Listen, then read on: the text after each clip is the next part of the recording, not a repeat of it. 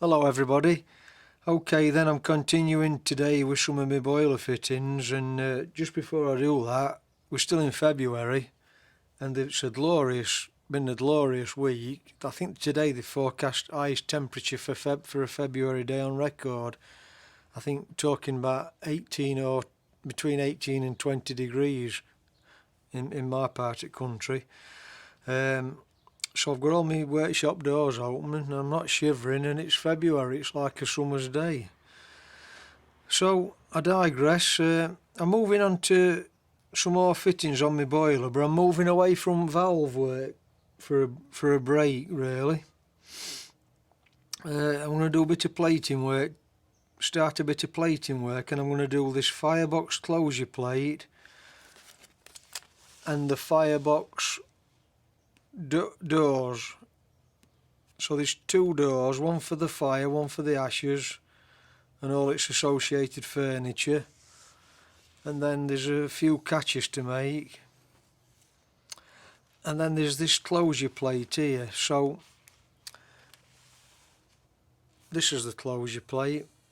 Now a while back I acquired a few castings for this loco that I'm doing, and in the box somebody had already made a start of this closure plate, so it's all cut to its diameter, and somebody's cut the fire hole doors, let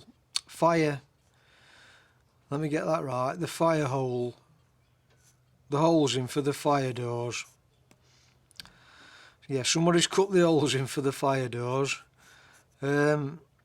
One for the fire, stoking the fire, and one for getting the ashes out. So I've got this plate and it's already cut out here. I'm not really happy with it because it's not cut out to my liking. It's not quite square and rectangular, and I know it don't matter because the doors are going to cover it, but I get a bit pedantic about things like that. So what I've done, I've just set it up in my milling machine, and I'm just going to run a cutter down the edge just to square everything up and put a nice radius in corner. So yeah, I'll show you my setup in milling machine before I continue. Okay, I'm on milling machine now. This is the plate that I acquired, which was already started, and I'm going to use this plate. I've set it up in my milling machine. I've set the centre lines up, which somebody described on, and I'm just going to tittle these edges up to square them up, make everything square. And probably from that angle you can't tell, but if you measure it, it's slightly bigger at bottom than top and slightly wider in one place than another. Obviously somebody's filed it in, and I'm not complaining about that because it saved me a job, but I'm just going to square it up and put some nice radius corners in it.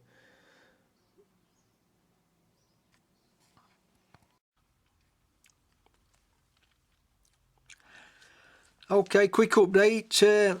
I feel a bit better now after that. My OCD wouldn't let me leave them openings just filed, so I've had to machine them. Yeah, that's my OCD. So I've got it all marked out now, ready to mark all the holes out where all the hinge pins go. So that's my next job with that. And then also I'm going to move on to making the doors for this and all the door furniture. I found some bits of plate in my drawer that'll do all these. They're not very big. So yeah, I'll mark all my holes out and carry on with making these doors.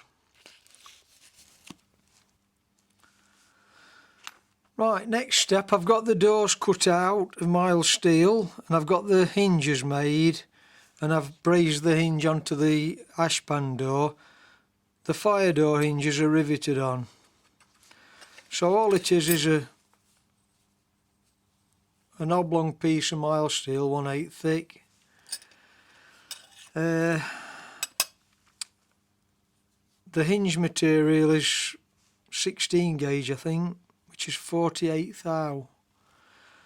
And how I've put my hinges on, I've used sellock pins, and where the groove is in the sellock pin, so a sellock pin's one of them if you're not familiar. And what I've done, I've cut them to an appropriate length, and then I've threaded, well not threaded, just knocked my piece of material into the slot and then brazed them in, and then I've just bent the ends slightly to give me the profile that I needed. So just 2 rivets to go into the door for them on each one, like that. Then they'll go on the hinge pins on the closure plate. And then the ashpan door, it's just a piece of 3/16 mild steel with an 1/8 hole up it, and I've brazed it on. I'm just cleaning the surplus braze off at the moment. Just a little bit more detail work to do in that corner. And then that will go on to 2 hinge pins at the side, like so. And the door will open that way. So on the door then, so I've got to make the latch for the door, the baffle plate that goes on the back of the door. Then this is the part of the latch here for the door.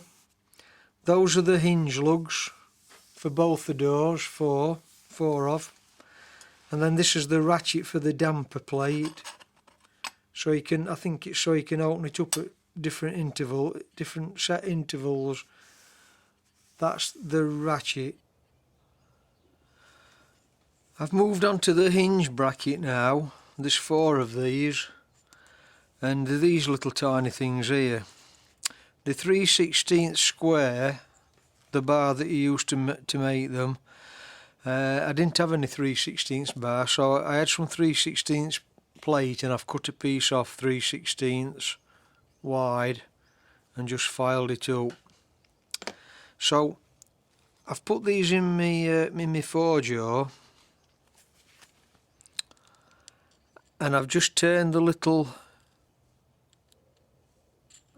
rivet part that fits through the closure plate where the door fits. I've machined that to 1/8 to be riveted onto the door, and I'm just marking them out now, and I'm on my milling machine so I can drill all the pinholes, the hinge pinholes, accurately from this face here, from that face to there, 7/32. So I'm setting one up in my milling machine, and then they'll all be repeatable to get that distance.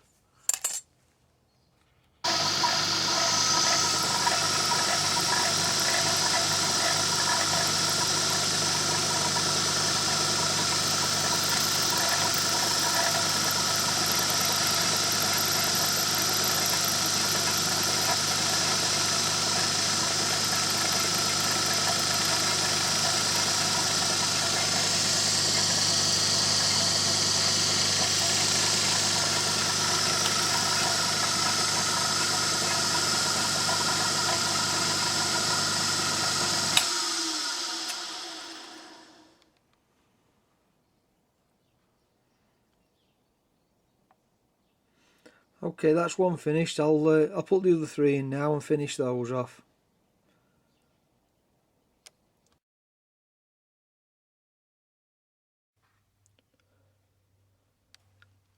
I'm just fitting the hinges to the doors now, and now I'm doing this to make sure I get my rivet holes lined up. I've clamped the door to the closure plate, and the rivets, I've clamped them to the door, and I'm drilling straight through 3/32 for domed headed rivets.